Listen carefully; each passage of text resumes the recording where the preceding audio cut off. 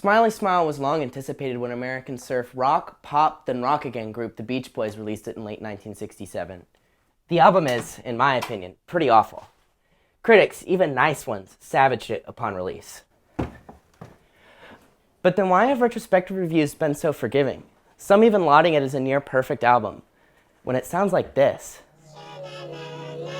She drew a comb across her scalp and brushed what she had left. I tried to salvage what I could and threw it in a sack. She made a beeline to... All right, I'm heading out. This really starts with Pet Sounds, but if you want a video about that, you can see it here. I'm gonna start with Good Vibrations. The album took 7 months to make and $50,000 to $70,000. Not the album it was supposed to lead, but the single. That's insane. The band's leader, eldest brother Brian, had become more and more of a perfectionist. Then why did we get this?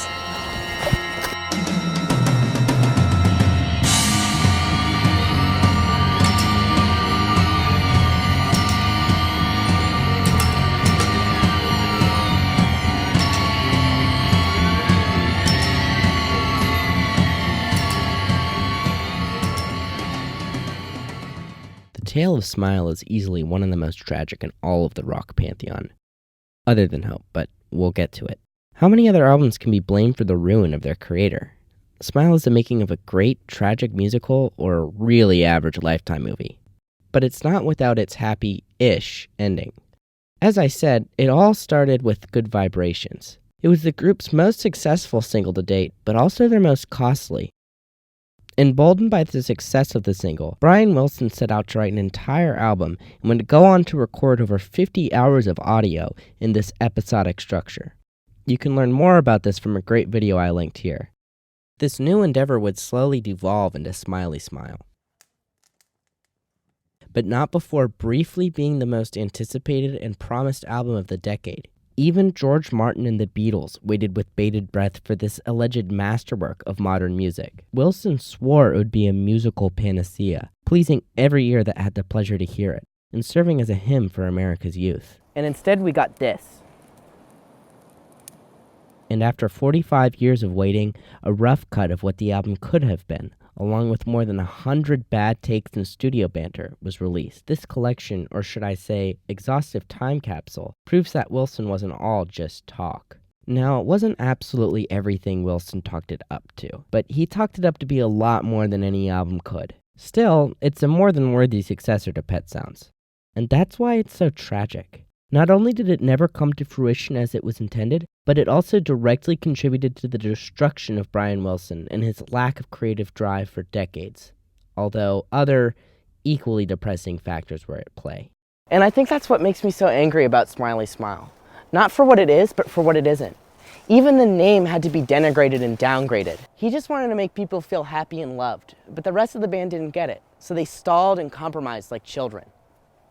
Maybe the backlash was so great because no one could deliver under such immense pressure. Or maybe it's because it isn't nearly as intricately beautiful as Smile, or the mind behind it. Or maybe it's for another reason I can't quite pin down. Oh yeah, I remember. It's because it sucks. Trash! As I said earlier, this is not a story without redemption. For years, Brian and the band were reluctant to even touch Smile. Just leave it was the consensus. Many of the tapes were believed to be lost for years. As time went on, more and more people suggested giving it another go, but many were adamant about letting it go. It drove you mad. It's time to move on. Smile was always a dark spot for Brian Wilson, but gradually he warmed up to looking over it again. In 1993, for the first time since the project was abandoned, some of the sessions were gone over and compiled into the Good Vibrations box set. This is the last time it would be looked at for about a decade. Carl was still adamant that Smile be left behind. But in 1998, Carl Wilson passed away, and this began a shift in Brian Wilson's perspective on Smile. At first, he was reluctant to even talk about Smile. Brian always felt like it was his biggest failure, and it was because of this fear of failure that the project was never picked back up. Well, I'll tell you one thing. The album isn't a failure, and it's still loads better than this steaming pile of trash. After years of prodding and suggesting from friends and colleagues, Wilson finally caved and gave the project another look. With help from collaborators, including the original lyricist, he began to piece the music back together into a cohesive whole. Talk began of touring the new material. The tour, which began in London, included Paul McCartney and George Martin in the audience, and was a huge success, finally validating Wilson's long-lost passion project. Even though whispers of self-doubt had echoed throughout the process, Smile had finally been exposed to the spotlight and blossomed under its warmth. But was he done?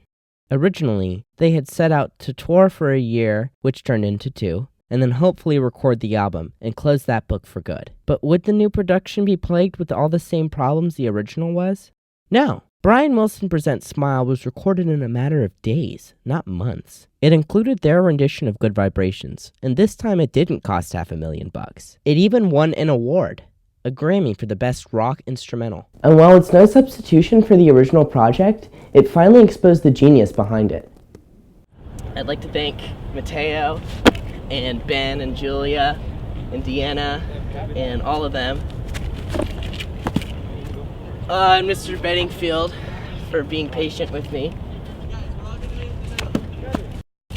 If you want to win this record, like, subscribe, and leave your name in the comments, and maybe I'll give it to you. I'd like to personally thank Wikipedia and Polyphonic on YouTube. There's actually a lot about this album that I wasn't able to cover in this video. Like, did you know that they actually started their own record label, and that's part of the reason why it took so long?